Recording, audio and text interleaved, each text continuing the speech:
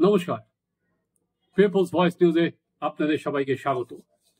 মমতা বন্দ্যোপাধ্যায় যে কথাগুলো বললেন না, বা যে রাজ্যগুলোর নাম একেবারের জন্য উচ্চারণ করলেন না, আমরা সেখান দিয়েই আজকের আলোচনাটা শুরু করি। আজকে 21শে জুলাইয়ের সমাবেশ থেকে ওনার প্রধান ইস্যু যে হবে বাংলা বাঙালি, সেটা আমরা কয়েকদিন ধরেই সেটা আমরা বলে যাচ্ছি, আমার নিজের কলমে আমি লিখে যাচ্ছি। অর্থাৎ বাংলা বললেই কি বাংলাদেশি, এই কথাটাই উনি বলবেন, সেটা আমরা বারবার করেই সেই কথাটাই আমরা বলছিলাম যে আগামী বিধানসভা ভোটের আগে 2026 সালের বিধানসভা ভোটের আগে মমতা বন্দ্যোপাধ্যায় এবার এটাকেই অন্যতম ইস্যু করছেন। বাংলা বঞ্চনাকে ছাপিয়েই বাঙালির ওপর আঘাত, কোট আনকোট, সেটাকেই উনি তুরুপের তাস করছেন। তাই মমতা এবার আবার ভাষা আন্দোলনের ডাক দিয়েছেন। সেখানে মমতার কথায় সেটা ভাষা আন্দোলন।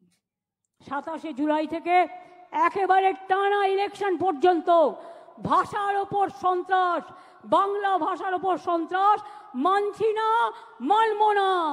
ভাষা আন্দোলন শুরু হলো ভাষা আন্দোলন।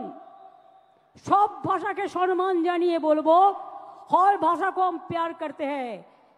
আর বাংলা ভাষা এশিয়াতে দ্বিতীয় বৃহত্তম, আর সারা পৃথিবীতে সংখ্যা হচ্ছে ৫ম স্থানে।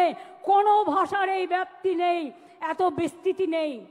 সেই বাংলার ওপরে যদি অত্যাচার করো, বাংলা ভাষায় কথা বলে যদি অপরাধ হয়, তাহলে মনে রেখো ইঞ্চিতে ইঞ্চিতে জবাব দেব। এবং ভাষা আন্দোলন শুরু হবে 27শে জুলাই থেকে, মনে থাকবে, 27শে জুলাই থেকে।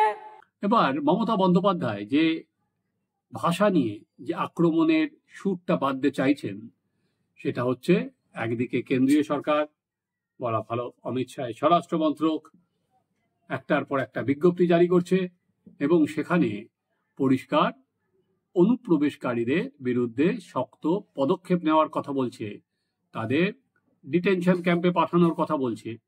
এইটা বলার পাশাপাশি মমতা বন্দ্যোপাধ্যায় কিন্তু এর সঙ্গে বাংলা বা বাঙালি আবেগকে জুড়ে দিতে চাইছেন।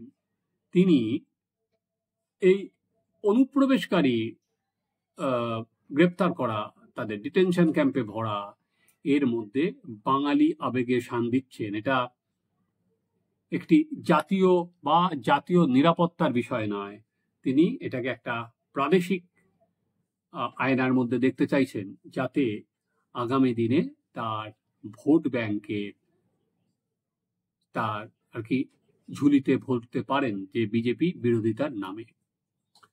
মমতা যে কথাটা বললেন, চলুন আপনাদের একবার সেটা শুনিয়ে নি। আজকে সমাবেশ থেকে যে কথাটা বললেন, तो आपका गवर्नमेंट का है। हम इलेक्शन कमीशन को चेयर को रेस्पेक्ट करते हैं, लेकिन जैसे बिहार में 40 लाखों का ज्यादा आदमी को नाम निकाल दिया, और बंगाल में भी करने वाला है। अगर करेगा तो घेराव कर्मसूची करेंगे, पूरा घेराव होगा, पूरा आंदोलन होगा। हम नाम काटने नहीं देंगे, हम नाम डालने नहीं देंगे डिटेंशन कैंप में। जो लोगों ने बाहर में है, हम उसको छुड़ा के ले आया, हम कोर्ट केस करके छुड़ा के ले आया। अरे जो आईन है आपका, जो कानून है, इसको हम बातिल करेगा, हम इसमें हम चेंज करेगा। हमें नहीं मानेंगे, हमें नहीं मानेंगे, हमें नहीं मानेंगे।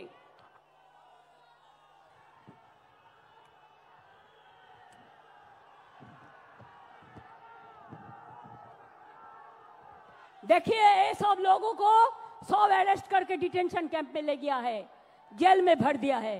देखिए, बांग्ला भाषा में बात करते थे, ये सब लोगों को सब डिटेंशन कैंप में डाल दिया है, बात करते थे। हमारा पास पूरा इंफॉर्मेशन है। ये देखिए, पूरा हम पूरा के पाठ पड़ेगा तो 1000 नाम को मेरे को पढ़ना पड़ेगा। उड़ीसा में भी अत्याचार हो रहा है, दिल्ली में যমুনানগর में आप इलेक्ट्रिसिटी काट दिया। मानविकता और से देखिए কি করে ইলেকট্রিসিটি কাটলেন। কি করে আপনারা পানীয় জল খেতে দিচ্ছেন না? তাদের মুখে আবার বিগ বিগ টক। নির্বাচন আসলে ও ভাই রাজবংশী, ও ভাই মতুয়া, ভোট দাও, আর নির্বাচন চলে গেলে তাদের অত্যাচার করো। সবচেয়ে বেশি লোক দলিত, তপশিলি আজকে অত্যাচারিত হচ্ছে এই ভারতবর্ষে, মনে রাখবেন, বিজেপির স্টেটগুলোতে। আপনারা শুনলেন মমতা বন্দ্যোপাধ্যায়, উনি কিন্তু বলছেন যে বিজেপি শাসিত স্টেটগুলোতেই উনি এই বাংলা ভাষীদের বাংলায় কথা বলার জন্য বাংলাদেশি তকমা লাগিয়ে তাদের গ্রেপ্তার করা হচ্ছে। কিন্তু না, সেটা সঠিক তথ্য একেবারেই নয়। মমতা বন্দ্যোপাধ্যায় অন্যতম যে ইন্ডিয়া জোটের শরিক, সেই তামিলনাড়ু সরকার ইতিমধ্যেই ২৬ জন বাংলাদেশিকে অ্যারেস্ট করেছে for illegal stay with fake Aadhaar card.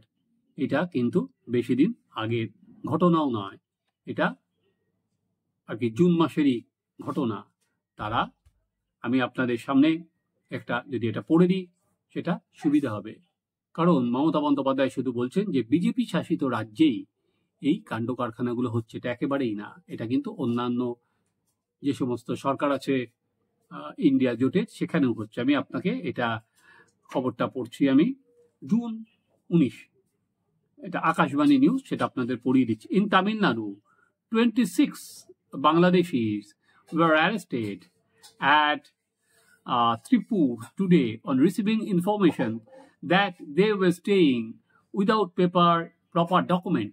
The state police raided their house.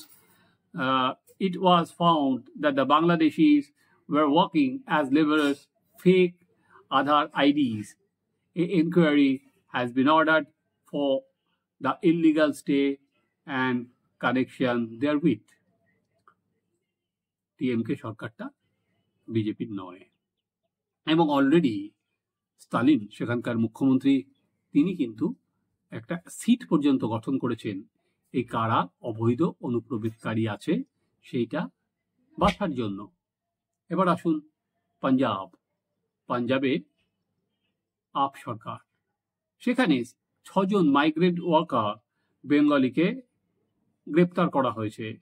সেটা হচ্ছে আন্ডার কাউ স্লটার ল, এবং এখানেও পাঞ্জাব সরকারও কতজন বাংলাদেশি আছেন সেটাও তারা খুঁজে পেতে দেখছেন।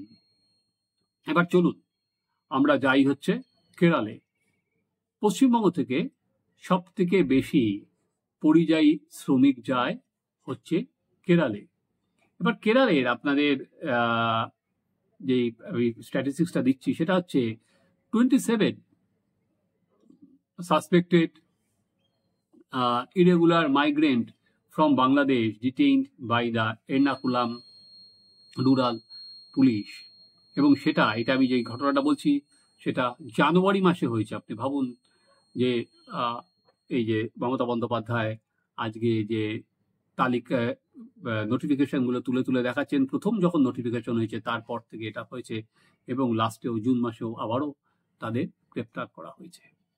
মমতা বন্দ্যোপাধ্যায় নিজের হিসাব মতো মোটামুটি উনি 1000 জনের বেশি বলতে পারছেন না, নিজেরই হিসাব। তাহলে পশ্চিমবঙ্গে কতজন এই বাঙালি থাকেন? এই বাঙালি মানে উনি যেটা বলেননি সেটা হচ্ছে মুসলিম, সেই সংখ্যাটা তো 30% বাঙালি মুসলমান, তাহলে হয়তো আর কিছুটা কম হবে, বাদ বাকি উর্দু স্পিকিং মুসলমান।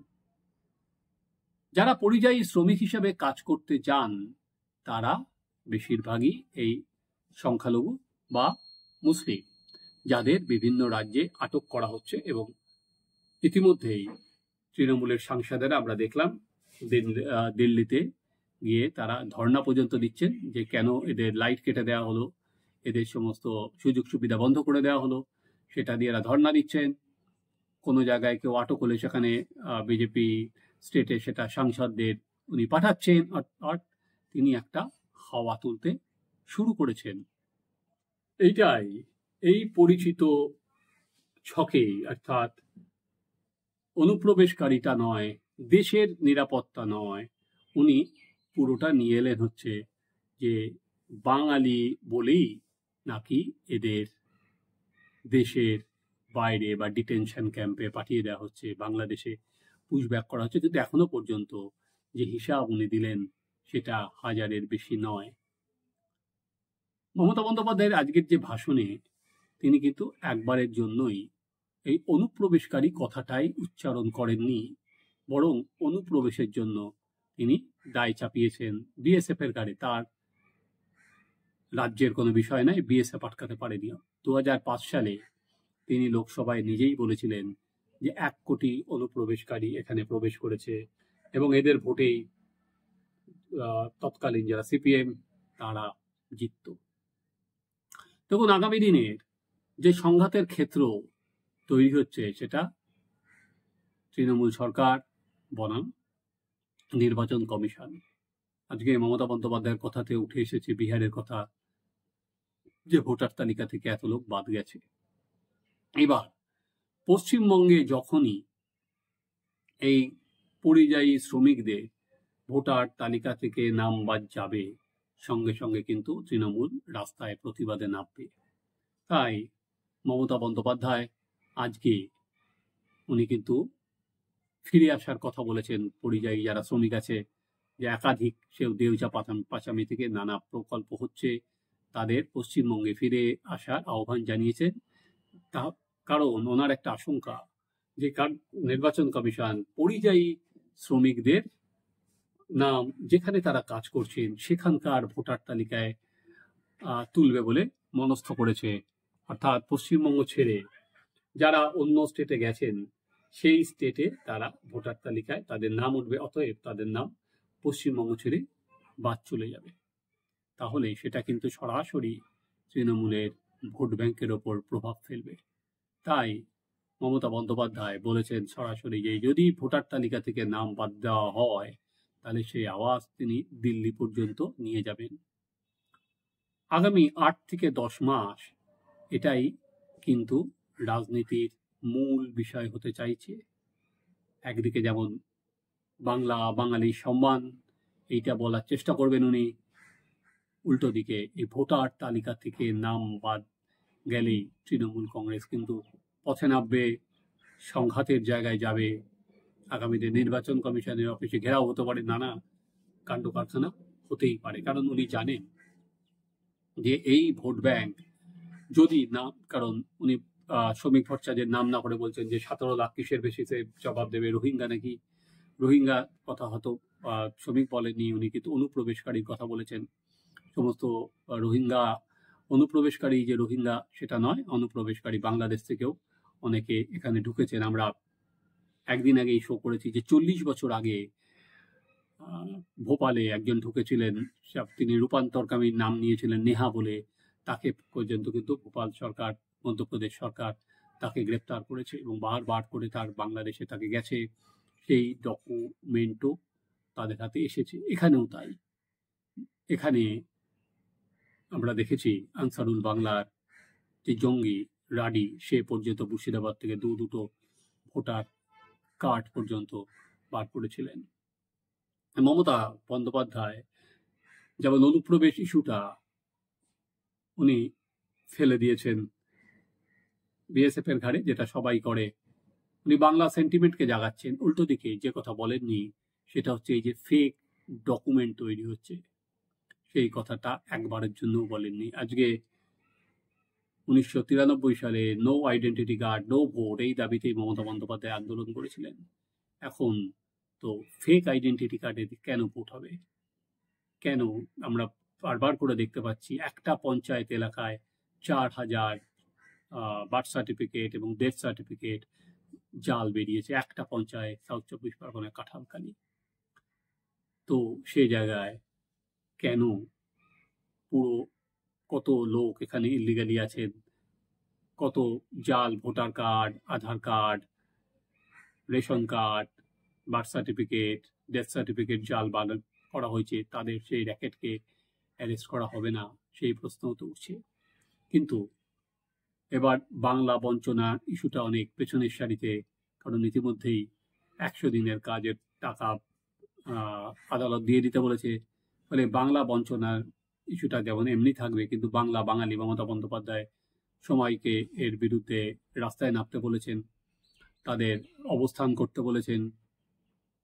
বোঝাই যাচ্ছে আবার বাঙালি সেন্টিমেন্ট জেগে উঠবে।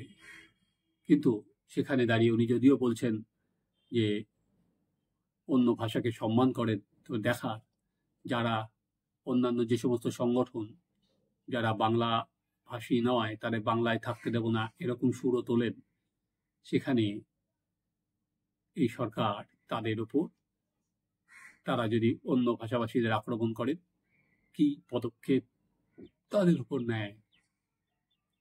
আর অন্য যে বিষয়গুলি উনি বলেছেন সেটা আগের বার যেমন প্রধানমন্ত্রী প্রথমে ভাষণে বলেছিলেন, দুদিন আগে দুর্গাপুরের এসে, যে বিজেপির ইতিবাচক দিক তুলে ধরেছিলেন, যে বিজেপি এলে কি কি করবে, যেটা এই সরকার হয় না। এখানে কিন্তু মমতা বন্দ্যোপাধ্যায় তার সরকারি আমলে কি কি হয়েছে তিনি সেই বিষয়গুলোই তুলে ধরেছেন। একটার পর একটা উনি ডকুমেন্ট পেশ করেছেন, কত লোক গরিবের উপরে তার উপরের সারিতে উঠেছে, কত লোক কাজ পেয়েছে, এই কথাগুলো কিন্তু উনি বারবার করে তুলে ধরেছেন এবং তারপর বিজেপিকে আক্রমণ করেছেন চেনা পরিচিত সুরেই, যে বিজেপি কিছু কাজ করেন না, জুমলা সরকার। উনি চমক দিয়েছেন আজকে সেখানে বিতান অধিকারীর বাবাকে এনে, এবং যিনি শহীদ হয়েছিলেন ঝন্টু আলী শেখ। মমতা জানেন যে একবার ভোটার তালিকা থেকে যদি নাম বাদ যেতে শুরু করে তাহলে কিন্তু জল বহুদূর গড়াবে। তাই উনি তার সলতে পাকানোর কাজ শুরু করেছেন, দলকে চার্জ করার চেষ্টা করছেন। একই লাইনে অভিষেক বন্দ্যোপাধ্যায় বাংলা বাঙালি এই কথাগুলোই বলছেন, এবং মমতার কথায় আরেকটা ভাষা আন্দোলন। 1993 সালে 21শে জুলাই যেটা হয়েছিল, no identity card no vote যে আন্দোলন ছিল, তার থেকে এখন ভোটারকে বাঁচাতে এখন আর আই কার্ড নয়, সেখানে মমতা বন্দ্যোপাধ্যায় এখন জাল আই কার্ড হোক বা অনুপ্রবেশকারীদের বাদ হোক, তার থেকে যে ন্যারেটিভ তৈরি করছেন সেটা হচ্ছে বাংলা বাঙালিকে ভোটার কার্ড থেকে বাদ দিচ্ছে। 93 থেকে 38টা বছর একটা ছিল ভোটার কার্ডে তার নাম তোলা, এখন হচ্ছে তার নাম বাদ দেওয়া, তিনি যে কোনো মূল্যে রুখবেন। 38 বছরের বিবর্তন বলা যেতে পারে, নাম তোলা থেকে নাম ডিলিট করা যাবে না বাঙালির। চলুন আমরাও লক্ষ্য রাখি যে আগামী দিনের সংঘাত কিভাবে বাড়ে, সংঘাতের ক্ষেত্র কতটা চওড়া হয়।